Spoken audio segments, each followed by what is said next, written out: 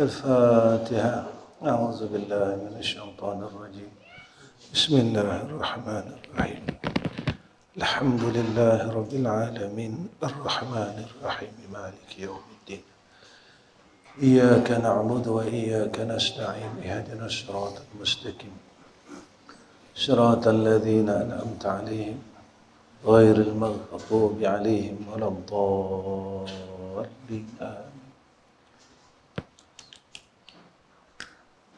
السلام عليكم ورحمة الله وبركاته. الحمد لله رب العالمين والعاقبة للمتقين والهادي إلى صراط مستقيم. أشهد أن لا إله إلا الله وحده لا شريك له وأشهد أن محمدا عبده ورسوله. اللهم صل على سيدنا محمد وعلى آله وصحبه وسلم. رب اشرح لنا صدورنا ويسر أمورنا واحلل عقدة من لساننا يفقه قولنا. اللهم ارزقنا العلم والفهم والعقل والحكمة. اللهم ارزقنا فهم النبيين وحفظ المرسلين وإلهام الملائكة المقربين. أما بعد. Nama sekali yang saya kasih dan saya sayangi, itu Haji Yusuf, dan pada saya Haji Yusuf adalah sebagai abang saya sendiri. Mudah-mudahan doa orang yang lebih tua daripada kita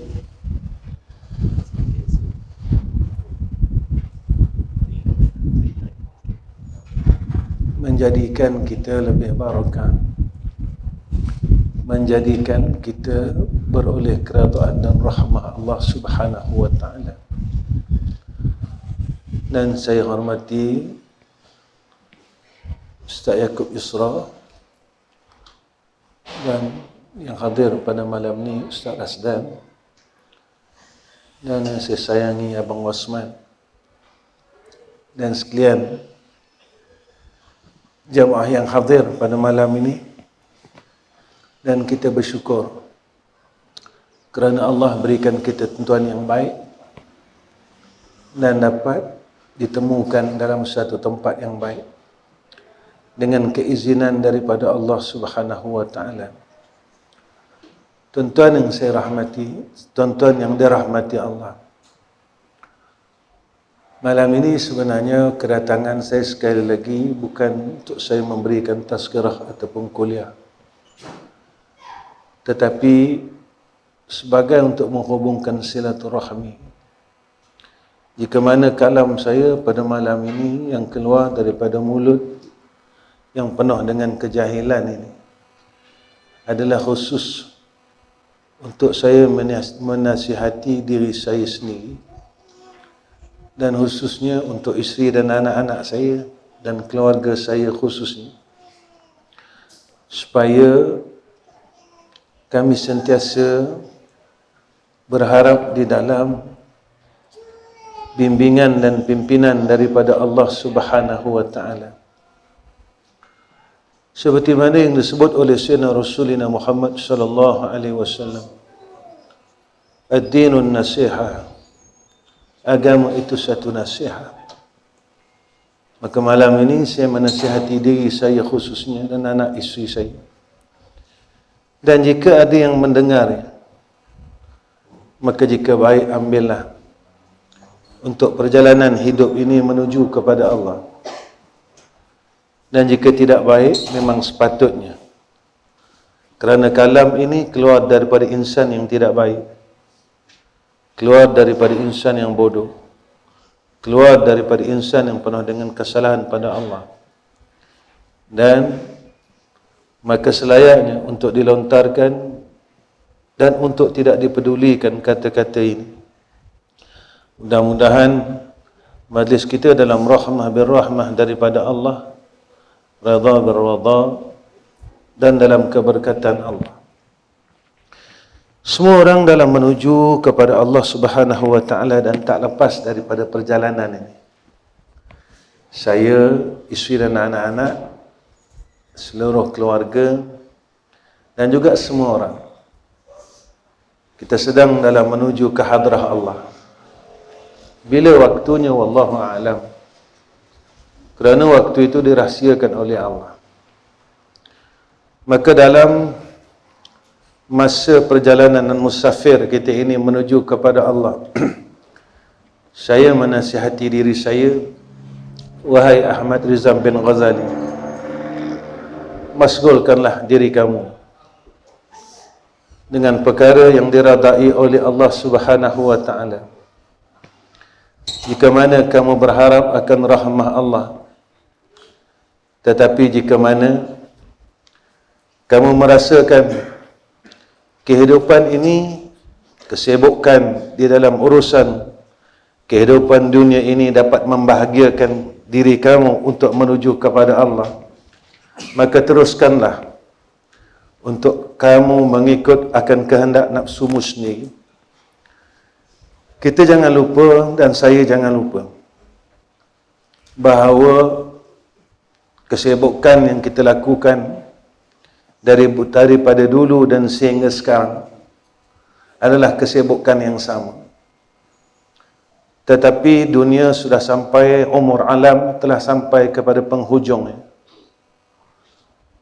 Kita masih lagi berkitar, berlegar, berpusing dalam circle yang sama. Seolah-olah kita redha ditipu oleh perkara yang telah disebutkan oleh Allah. Ad-dunya mata'ul ghurur. Itulah yang disebut oleh seorang awliya illah kepada Harun ar-Rasyid. Apabila semua orang mengatakan dia gila kerana dia telah menggali liang lahatnya sendiri di atas tanah perkuburan. Satu hari Harun ar-Rasyid balik daripada musafir dan dia tahan Harun ar-Rasyid. Wahai Harun ar-Rasyid, apakah benar pada pandangan kamu yang aku ini gila? Yang mana aku menggali akan liang lahat dan rumahku sendiri untuk aku tinggal dan diam selama-lamanya. Apakah kamu itu betul, wahai Harun ar-Rasyid? Engkau membina rumah yang besar, walhal engkau akan tinggalkan rumah tersebut. Tetapi aku menggali akan rumahku sendiri untuk aku terus diam di dalamnya. Maka apakah aku gila, wahai Harun ar-Rasyid? Maka menangis Harun ar-Rasyid. Begitulah keadaan kita selama ini sebenarnya. Kita masgulkan kehidupan kita dengan keduniaan. Tetapi kita berlapikkan akan Allah. Sebenarnya kita telah melebihkan urusan dunia daripada Allah. Itu yang saya katakan, kita tidak boleh menipu Allah, tetapi kita boleh menipu diri kita sendiri. Kita tidak mampu menipu pencipta kita, tetapi kita mampu menipu akan yang telah dicipta oleh Allah Subhanahu wa Ta'ala. Kedua, wahai Ahmad Rizam bin Ghazali, yakinlah kamu dengan Allah jika kamu merasakan bahawa diri kamu itu adalah hamba-Nya. Tetapi jika mana kamu merasakan bahawa kamu adalah tuan pada alam ini, maka berbuatlah sesuka hatimu. Jika mana kita masih merasa kita adalah hamba yang dimiliki oleh Tuhan kita, iaitu Allah, yakinlah kepada Allah Subhanahu wa Ta'ala. Tidak ada seorang manusia dan seorang makhluk dalam bumi ini yang terlepas daripada tadbir Allah. Tetapi dalam satu masa, kita seolah-olah ingin mentadbir diri kita sendiri dengan kita melanggar pentadbiran Allah. Seolah-olah Kita merasakan kita hebat dengan apa yang Allah anugerahkan kepada kita. Lalu kita lupa siapa yang memberikan anugerah itu. Kita datang dulu sebagai peminta sedekah. Baju pun tak ada, kereta pun tak ada, ilmu satu pun tak ada, pakaian pun tak ada. Sekarang kita mula diberikan anugerah tersebut dan kita lupa bahawa apa yang ada pada kita adalah anugerah. Tetapi kita berpegang ia hasil daripada usaha aku sendiri. Ini daripada ikhtiar aku. Ini daripada kemampuan aku. Dan kita lupa tentang lafaz hauqala. La haula wala quwwata illa billahil aliyil azim. Jika mana kita lupa, ingat bahawa di dalam nikmat itu ada istidraj. Ada kemurkaan Allah Subhanahu wa taala. Jangan kita rasa dalam ilmu itu tidak ada istidraj. Jangan kita rasa bahawa dalam amal itu tidak ada istidraj. Jika kita faham konsep istidraj itu adalah kemurkaan Allah. Orang selalu ingat bahawa harta itu sahaja yang mempunyai istidraj. Semakin dia ada harta, kemampuan, keilmuan yang tinggi, dia mula melawan Allah, jauh dengan Allah. Kena ingat. Semakin kita tahu, tetapi semakin kita melakukan kemaksiatan kepada Allah. Saya salat, saya puasa, saya pergi umrah dan haji.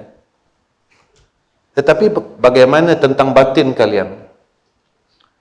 Yang menghadap kepada Allah adalah batin kita. Bukan jasad ini yang dipandang oleh Allah, tetapi adalah batin kita, iaitu qalbun kita, tempat pandangan Allah. Qalbun kita ini tempat penelitian Allah. Qalbun inilah tempatnya curahan rahmat, kasih dan merasakan keredaan Allah Subhanahu wa taala. Jika mana sesuatu itu menjadi rahmah kepada kita, maka nescaya kita melihat akan diri kita semakin takarub kepada Allah Subhanahu wa taala. Yang ketiga, wahai Ahmad Rizal bin Ghazali, ketika mana kamu sehat, ketika mana kamu senang, kamu melupakan Allah Subhanahu wa taala. Jika mana kamu boleh berdiri dengan sendiri dengan kemampuan, maka teruskanlah dengan apa yang kamu telah lakukan pada saat ini dan sehinggalah kamu saat bertemu dengan Allah. Lidah kita tidak mampu untuk kita bermunajat kepada Allah Subhanahu wa taala. Hatta kita dengan Allah, zikir kita berkira, selawat kita berkira, tasbih kita berkira, istighfar kita berkira. Tetapi kita tetap mengatakan bahawa kita berkehendakkan akan rahmat Allah. Kita rasa kita mampu untuk berdiri sendiri. Waktu senang kita lupa Allah. Doa kita mula sikit. Sebab kita senang. Doa kita mula sikit. Masa kita dengan Allah mula sikit.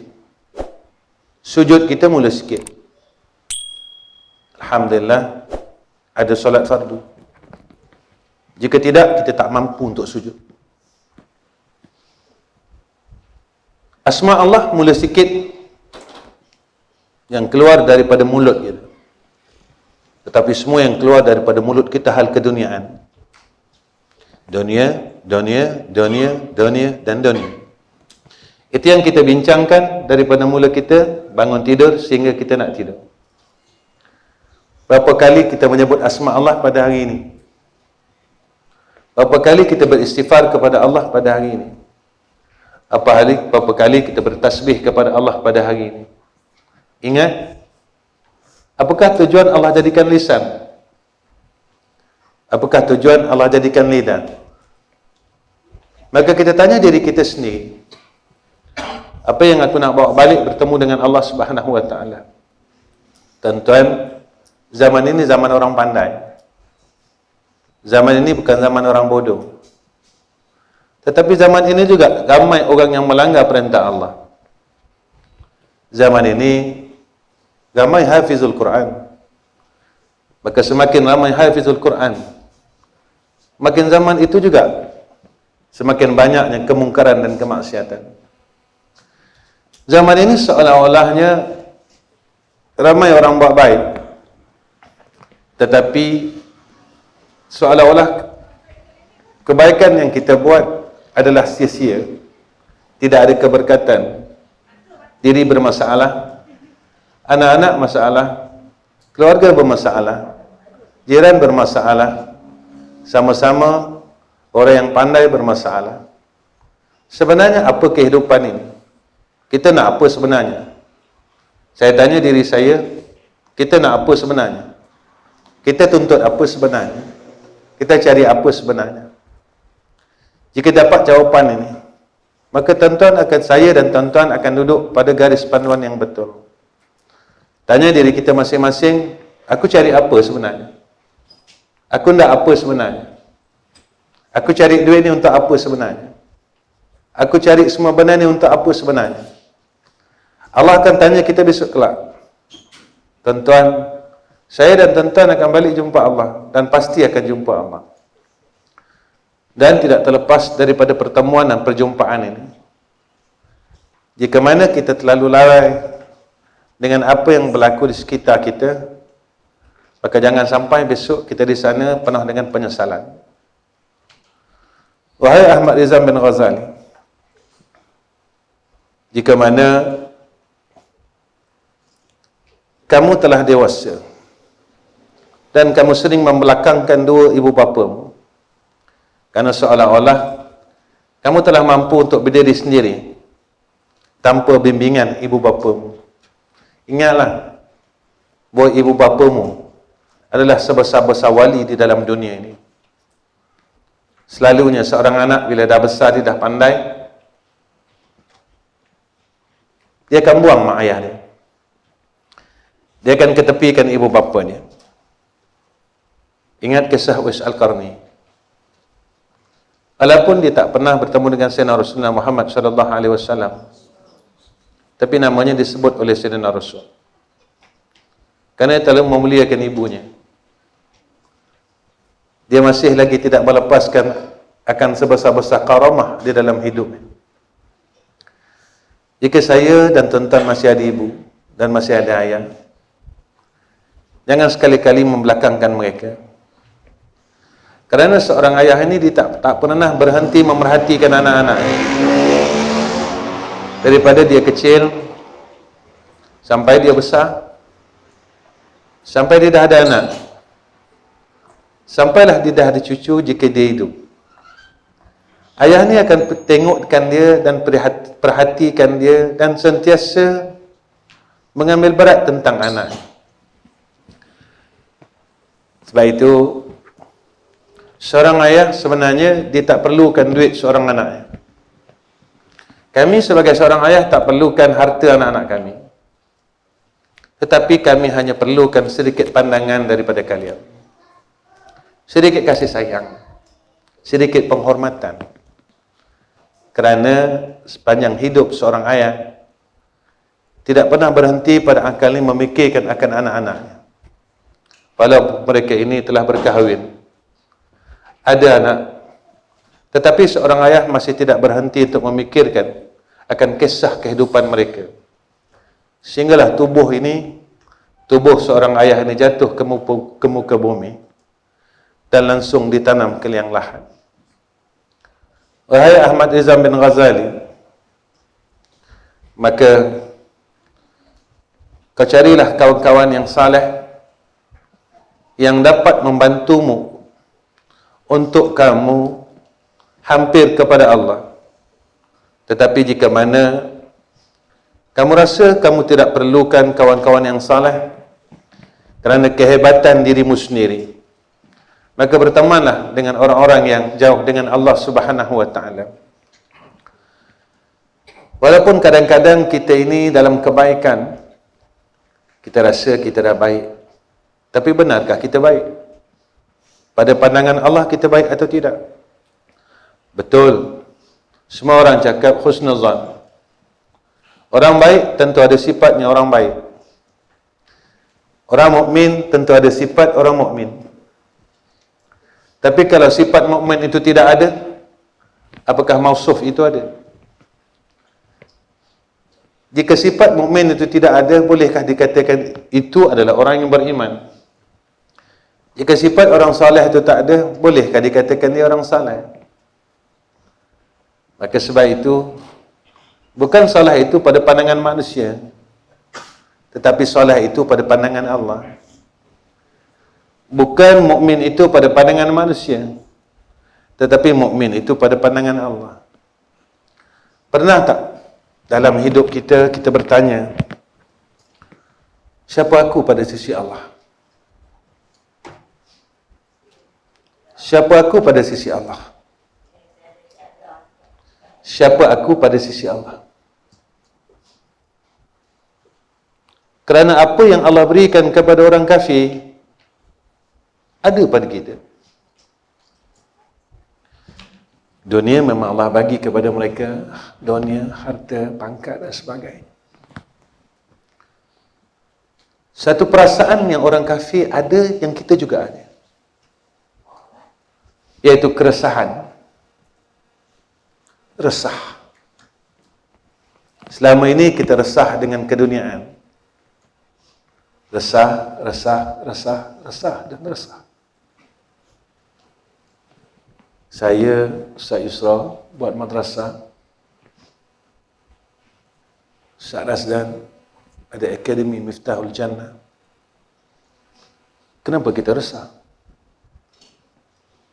Allah sebut, in tansurullah yansurukum. Kenapa kita resah?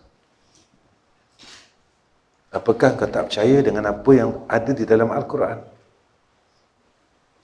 Sebenarnya, keresahan itu kita yang menempanya. Kerana apa kata kalam ulama? Sebanyak mana engkau yakin dengan Allah, sebanyak itu datangnya pertolongan Allah. Tetapi kebergantungan kita kepada Allah seolah-olah kita telah bahagi-bahagikan. Bila kita bahagi-bahagikan kebergantungan itu, begitulah Allah bahagi-bahagikan ketenangan itu.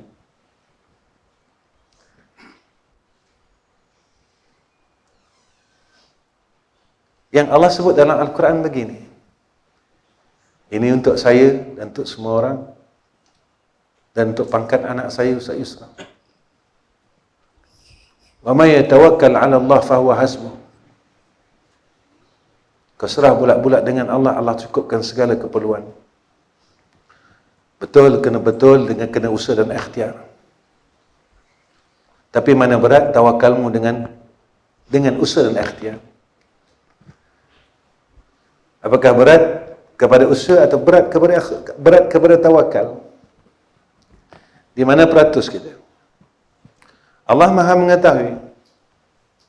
Allah Maha mengetahui. Allah Maha mengetahui. Jika berat kebergantungan kita kepada usaha dan ikhtiar kita, begitulah beratnya keresahan kita.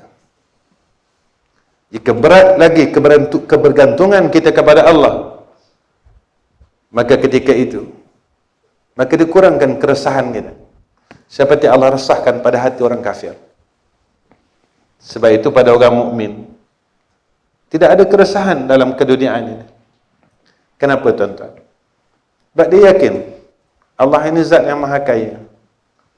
Tak mungkin zat yang maha kaya berada seorang hamba yang bersama dengan zat yang maha kaya dia akan miskin. Tidak mungkin hamba yang bersama zat yang maha kaya dia akan susah. Tetapi kita lebih, kadang-kadang kita meletakkan kepada orang kaya. Kita terlupa siapa pemilik orang kaya. Kadang-kadang kita meletakkan kepada harta, kita lupa siapa pemilik harta dan yang menganugerahkan akan kita harta. Sebab itu sampai sekarang kita berusaha seperti mana orang yang dibenci oleh Allah, tongkos lemo siang malam pagi petang. Kita berusaha sama seperti mana orang yang Allah benci. Kita berusaha sama seperti mana orang yang Allah benci. Habis masa kita dengan perkara keduniaan. Sedikit masa kita untuk Allah dan Rasul. Tetapi kita pandai bercakap. Aku buat ini memang untuk Allah dan Rasul. Apakah benar jawapan kita besok bila ditanya oleh Allah di yaumul mahsyar? Maka kita akan jawab dengan sebenar-benar hakikat jawapan kita besok dengan Allah Subhanahu wa taala. Wahai Ahmad Rizal bin Ghazali, jika kamu rasa hatimu tidak boleh lembut dan lunak dengan asma Allah,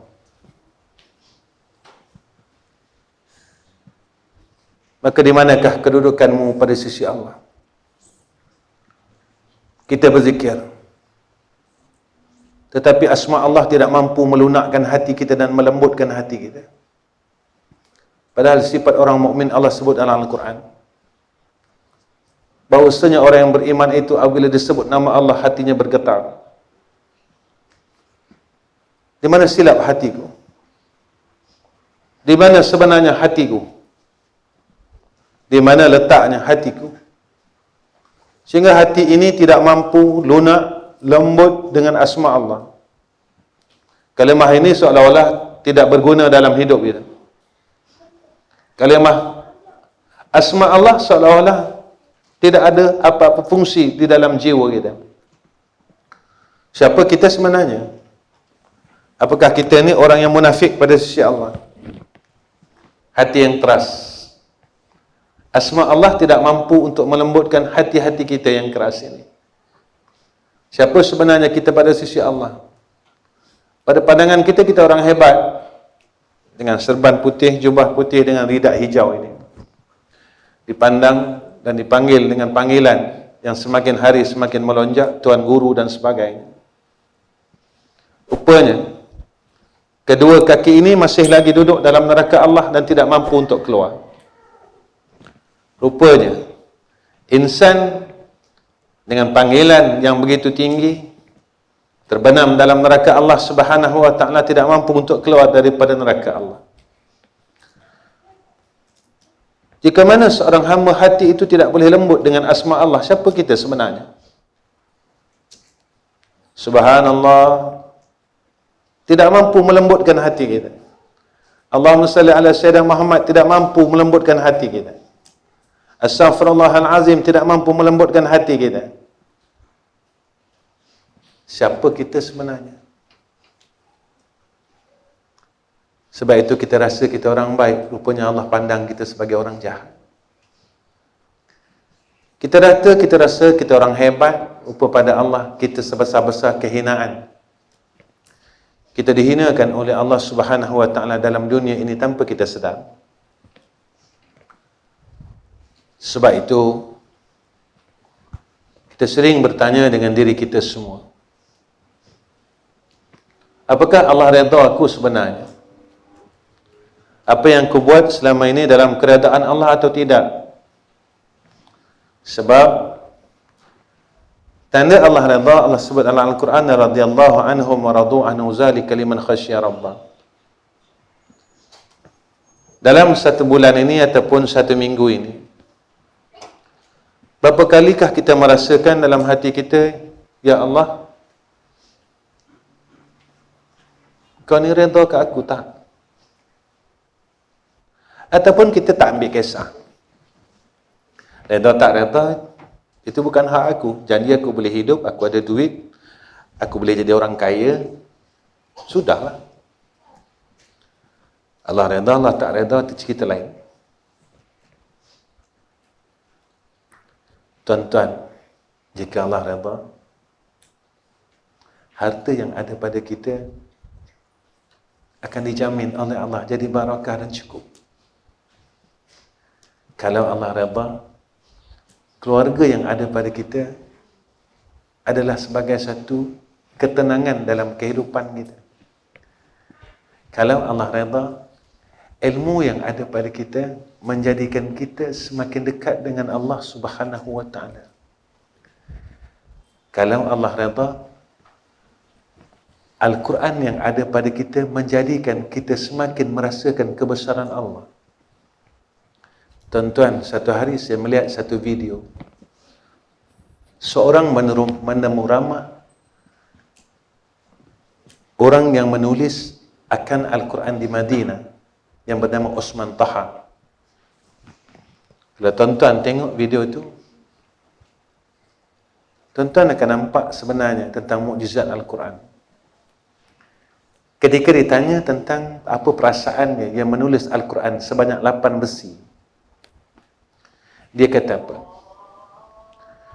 Ketika aku menulis akan ayat-ayat jannah Allah, hatiku rasa tenang dan aku tak mau berhenti untuk menulis ayat-ayat itu.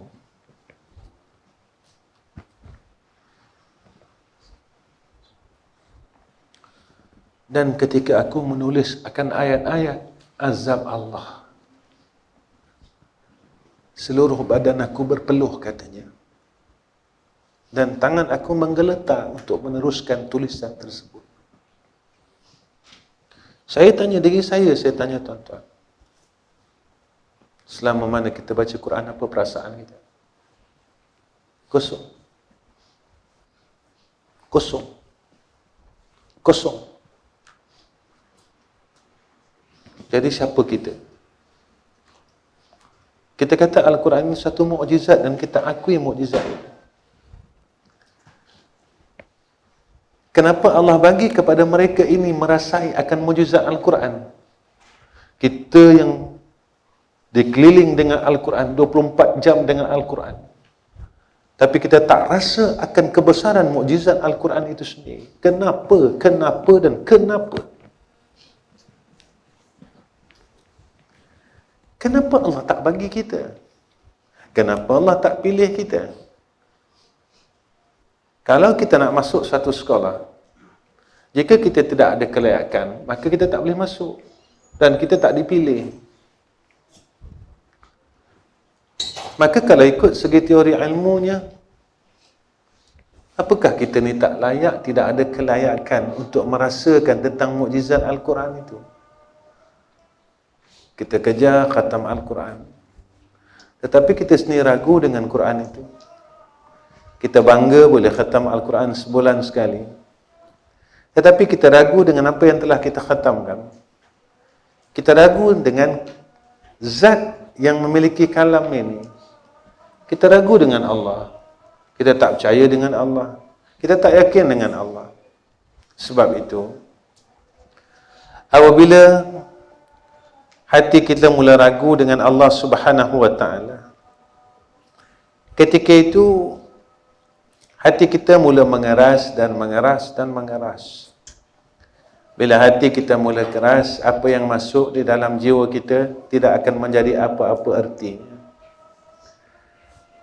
Dalam kuliah-kuliah saya selalu cakap benda yang sama. Orang selalu bergaduh dengan benda keduniaan. Tak ada siapa tak pernah bergaduh dengan duit.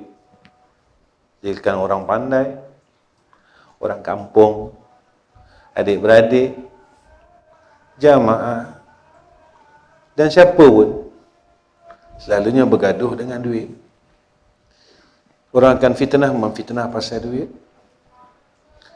Sebab itu ulama-ulama terdahulu mereka hindari perkara ni. Kerana memelihara fitnah itu lebih susah daripada kita menghadapi akan fitnah itu. Sebab itu saya ni cakap orang gila. Orang semua sibuk suruh cari duit, saya pula sibuk suruh lari dari duit. Kenapa? Zaman inilah zaman yang orang rosak dengan benda ni. Zaman dulu tidak. Kalau 60 tahun dulu, mungkin kalau saya tanya dengan abang saya Haji Yusuf, dia pun setuju dengan saya tu. Zaman dulu, 60 tahun dulu. Sekarang tidak. Kerana keadaan masyarakat dan umat ini berbeza. Tetapi semua telah meninggalkan Allah Subhanahu wa ta'ala. Semua telah melupakan Allah sedikit demi sedikit. Sebab itu Allah lupakan kita. Allah mula lupakan kita. Allah mula lupakan kita. Allah mula lupakan kita. Kerana kita melupakan Allah Subhanahu wa ta'ala dalam kehidupan ini. Kita tahu, tetapi kita tak boleh buat. Kita tahu, tapi kita tak mampu buat. Kita tahu yang itu adalah nikmat sebesar-besarnya dan itulah jalan pada hakikatnya. Tapi kita tak mampu buat. Kenapa? Adakah aku ini tergolong dalam golongan yang Allah masih benci aku? Sehingga dia jauhkan diri kita ini daripadanya tanpa kita sedar. Wahai Ahmad Rizam bin Ghazali, jika mana kamu boleh merasakan kamu mengelak daripada kematian, maka tinggalkanlah segala kebaikan dan ketaatan dan teruslah berbuat perkara yang akan kau tinggalkan di dalam kehidupan ini. Jika kita rasa kita tidak akan mati dan boleh menghalang akan kedatangan malaikatul maut, teruskan apa yang kita buat hari ini. Hidup Allah bagi hari ini sebenarnya peluang untuk kita balik dengan Allah. Saya bila datang di Madat ini, memang saya tak boleh lupa wajah Ustaz Murtada. Memang saya tak boleh lupa sampai hari ini. Saya memang tak boleh lupa wajah insan tu. Yang saya rasakan orang yang betul-betul menjaga dirinya dan seorang anak yang agak warak. Kenapa tuan-tuan?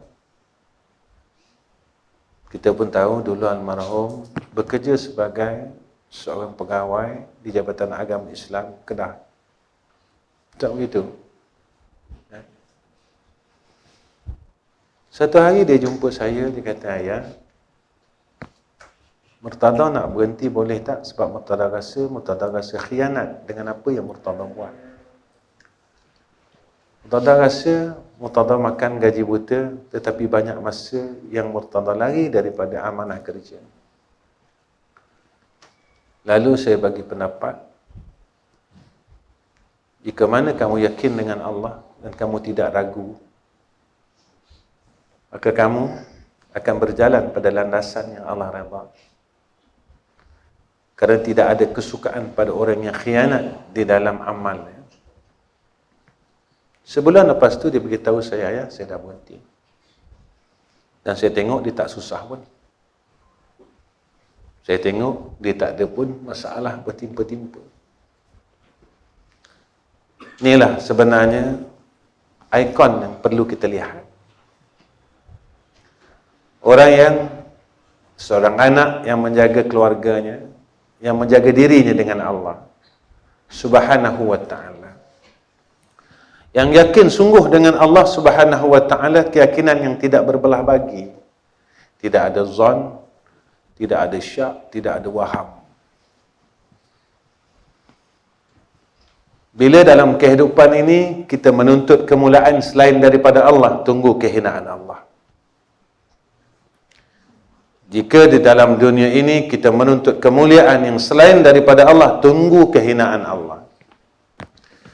Jika di dalam dunia ini kita menuntut kemuliaan yang selain daripada Allah, maka tunggulah kehinaan Allah. Kenapa saya katakan demikian? Maka inilah cerita-cerita terdahulu bila kita menuntut kemuliaan manusia, kemuliaan dunia, kebanyakan semuanya berakhir dengan kehinaan. Tetapi siapa yang menuntut akan kemuliaan Allah Subhanahu wa ta'ala, maka ia dimuliakan di dunia dan di akhirat. Ingat, kita hamba Allah dan tak boleh lepas daripada hamba Allah. Kita tak ada daya dan upaya.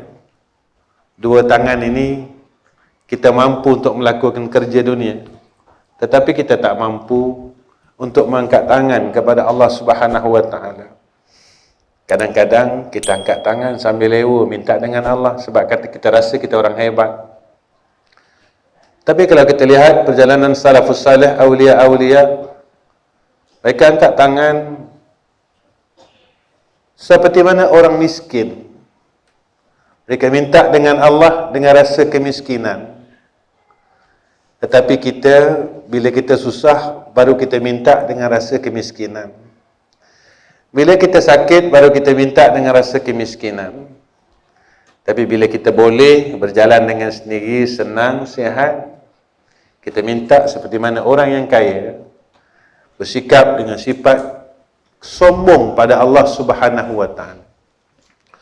Padahal kita tahu sifat sombong itu melarang kita untuk masuk ke dalam jannah Allah Subhanahu wa taala.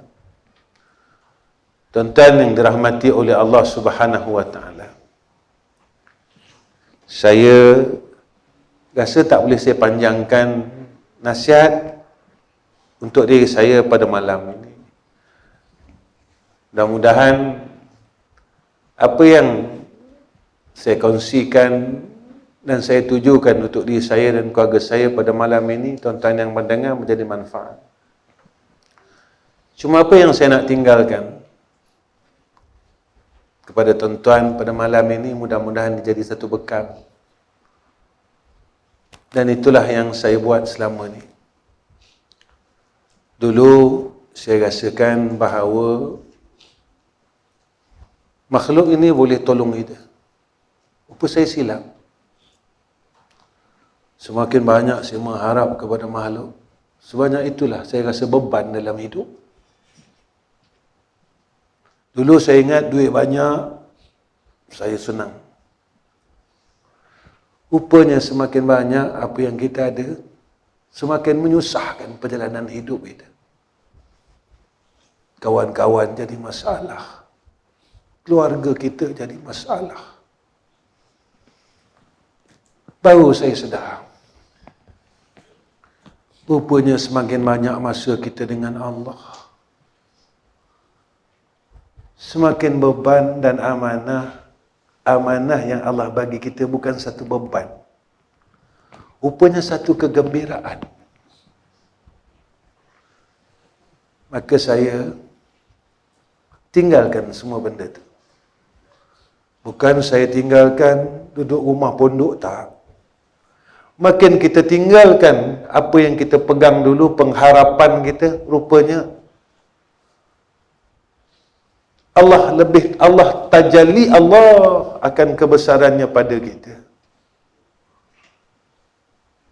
Semakin kita meninggalkan akan apa yang kita pegang dahulu dan kita bersihkan pegangan kita kepada Allah, sebanyak itulah telah ditajallikan akan jalalnya pada kita dalam kita menerima amanah Allah. Selama ini kita merasakan amanah ini satu beban. Rupa sebenarnya amanah ini satu kegembiraan pada orang yang hatinya bersih bergantung dengan Allah Subhanahu wa taala. Kita sebenarnya tak ada apa-apa, tuan-tuan. Tetapi kesilapan hidup kita telah pecahkan keyakinan itu berbagi-bagi kepada Allah. Mulut kita kata kita yakin Allah, rupanya cara kita itu lebih yakin dengan duit. Cara amal kita itu lebih yakin dengan orang. Allah pandang kita dan Allah tengok kita. Engkau tipu aku rupanya. Kau bohong aku rupanya. Kau khianat aku rupanya. Kau pedayakan aku rupanya. Benda itu keperluan. Dan selagi kita hidup dalam dunia, tetap kita perlukan akan harta.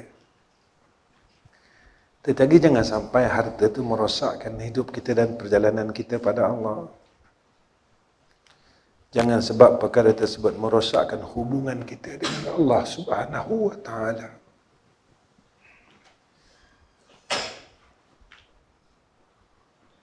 dengan perkara tersebut memutuskan hubungan kita dengan Rabbul Jalal. Jangan perkara-perkara tersebut merosakkan hubungan kita dengan Allah.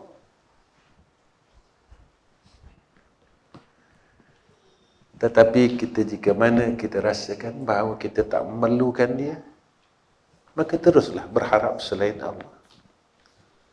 Teruslah bergantung selain Allah. Teruslah yakin selain Allah. Covid ni cukuplah didik kita. Ada apa dengan kita di sekeliling kita, satu kita tak boleh buat. Siapa boleh menghalang Allah Ta'ala menutup pintu masjid? Siapa boleh buka pintu-pintu masjid yang telah ditutup oleh Allah? Siapa boleh buka pintu-pintu masjid yang ditutup oleh Allah? Kita kata kita ada kuasa. Kita kata kita ada ilmu. Kita kata kita kuat. Bukalah. Allah tunjuk kepada kita. Tak mampu nak buka pintu-pintu masjid yang telah ditutup oleh Allah. Siapa yang tutup? KKM tutup. Kerajaan negeri tutup. Pada ilmunya ya. Pada hakikatnya jangan lupa kehendak siapa sebenarnya. Tetapi kita tidak memandang akan hakikat perkara tersebut. Kerana kita telah dikaburkan dengan zahir perkara tersebut. Lalu kita akan bercerita tentang zahir perkara tersebut. Langsung kita tak memandang kepada hakikat yang telah mentakdirkan perkara tersebut. Baik itu kita ingat kita hebat. Ada badan, tubuh badan yang sihat, ada kenderaan, ada duit. Rupa kita tak mampu melawan takdir Allah. Cukup Allah bagi kita stroke. Terlantar atas katil. Cukuplah. Kamu kata kamu hebat. Kenapa kamu tak boleh tolak penyakit stroke? Kamu kata kamu hebat. Kenapa kamu tak boleh tolak penyakit lupa? Kamu kata kamu hebat. Baik tu anak-anak. Bukan semua anak-anak ini boleh habis 30 juzuk. Walaupun di tempat yang sama, guru yang sama, manhaj yang sama. Kenapa semua orang tak boleh hafal 30 juzuk? Kesilapan pada guru, manhaj, tempat, lupa sebenarnya. Yang menghendaki, yang dipilih oleh Allah sahaja, yang dapat, yang diangkat oleh Allah. Tetapi kita lupa, kita rasa kita hebat. Kita tak perlukan Allah. Kita tak memandang perkara tersebut kerana kita tenggelam pada zahir perkara tersebut. Dan tak semua orang yang 30 juzuk dia boleh syafaat orangnya, keluarganya. Jika dia sendiri tak mampu untuk syafaat dirinya. Kalau kita tak boleh syafaat diri kita, bagaimana kita mampu syafaat orang lain?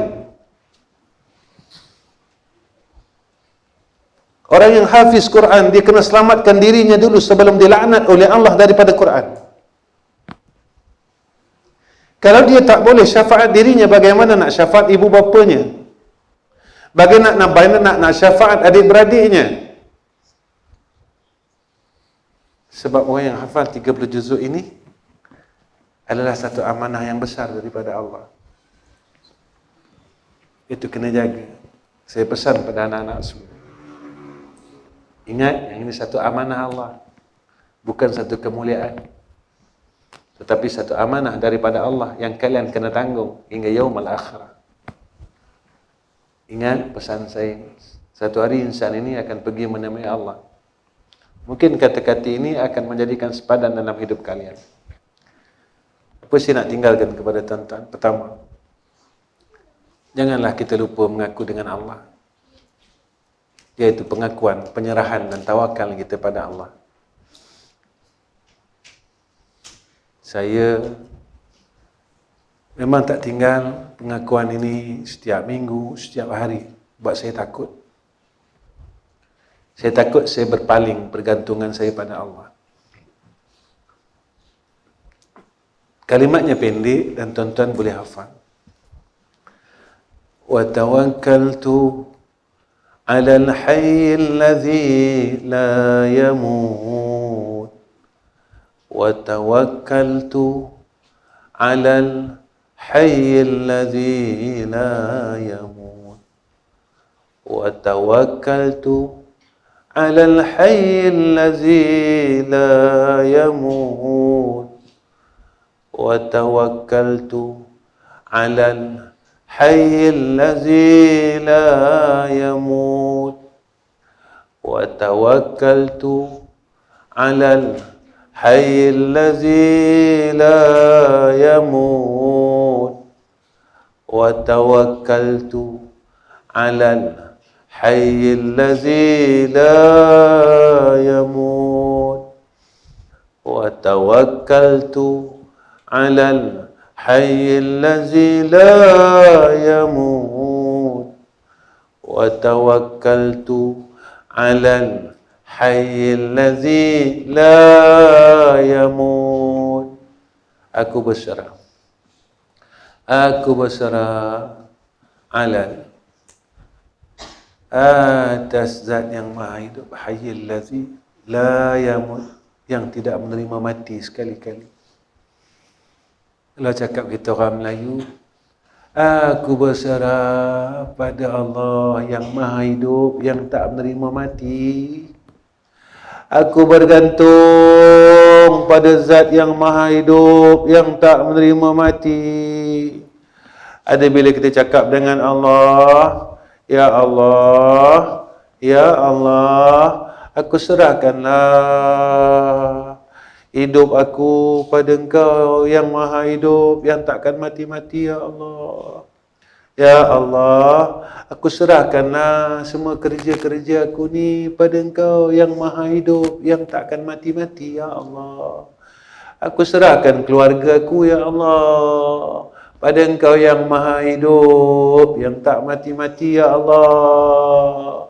Orang mati, duit kurang, dunia mati, Engkau tak mati-mati, Ya Allah. Engkau tak kurang-kurang, Ya Allah. Engkau tak habis-habis, Ya Allah. Harta Engkau tak habis-habis, Ya Allah. Engkau tak mati-mati, Ya Allah. Ketika itu tahqiq akidah kita. Datanglah apa pun. Datang fitnah ujian ini, kita bersama Allah. Bila dah sama dengan Allah, datanglah apa? Datanglah apa? Ya Allah, kalau Engkau redha apa yang aku buat, tolonglah aku. Nabi macam tu kan? Nabi cakap apa? Ketika Nabi kena baling batu, Nabi cakap apa? Ya Allah, semua orang tak suka tak apa. Semua orang tak suka tak apa, Ya Allah. Itu bahasa kita. Doa tu saya jadikan bahasa kita. Ya Allah, semua orang tak suka tak apa, tapi jangan Kau tak suka aku. Ya Allah, semua orang tak tolong aku tak apa, jangan Kau tak tolong. Tapi kalau hati kita masih mengharap pertolongan manusia yang mati-mati, Allah tangguhkan pertolongannya. Tapi dalam hati kita masih ada mengharap, penuh harapan kepada makhluk, Allah tangguhkan nusrahnya.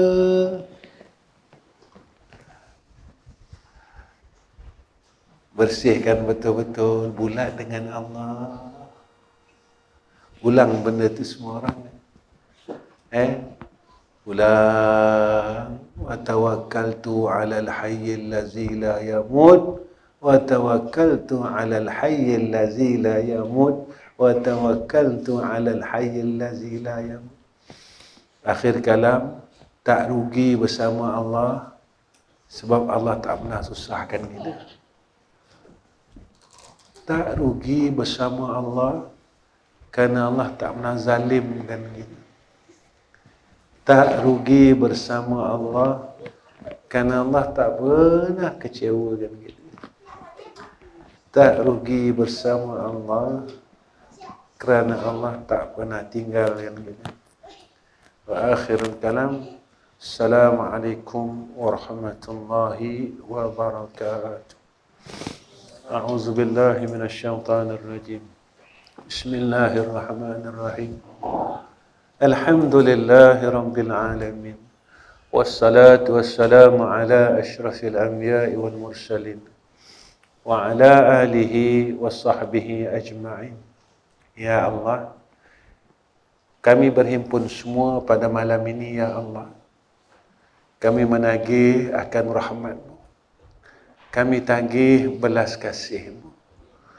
Ya Allah, kami mengaku, Ya Allah, hamba-hamba-Mu yang berhimpun pada malam ini penuh dengan silap, penuh dengan salah. Kami rasa kami orang baik, rupanya pada Engkau kami jahat, Ya Allah. Kami rasa kami orang yang hampir dengan Engkau, rupanya kami ni jauh dengan Engkau, Ya Allah. Ya Allah, kami tidak ada tempat untuk mengadu hal melainkan kepada Engkau, Ya Allah. Salah-salah kami betulkanlah, Ya Allah.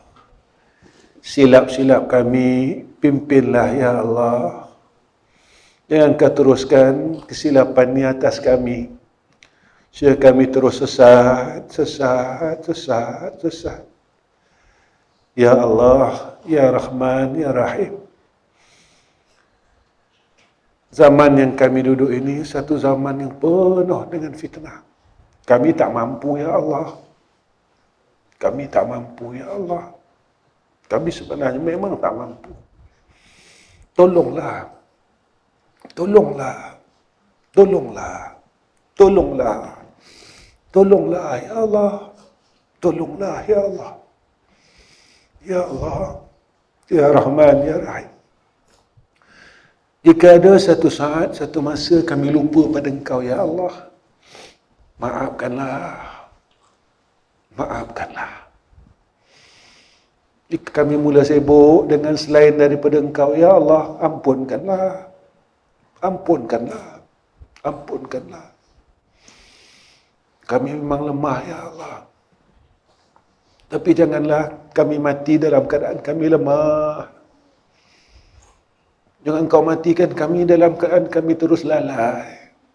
Ya Allah, walaupun kami ni orang jahat, ibadat malas, zikir malas, semua malas, Ya Allah.